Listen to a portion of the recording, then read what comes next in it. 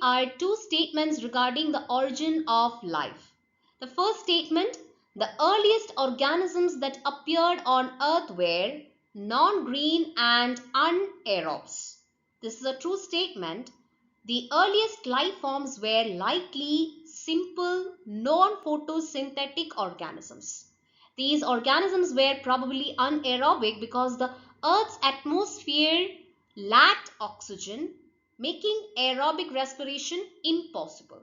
Such organisms were likely heterotrophs, depending on organic molecules for energy.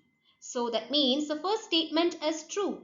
The second statement is the first autotrophic organisms were the chemoautotrophs that never released oxygen.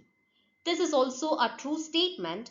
The earliest autotrophic organisms were chemoautotrophs, which obtained energy by oxidizing inorganic compounds like hydrogen sulfide or methane rather than using the sunlight, which is the basis of photosynthesis in modern green plants.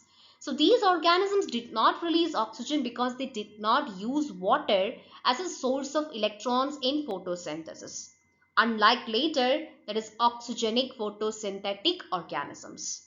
So we could say that both the statements are correct. So the correct answer is option C. Both A and B are correct.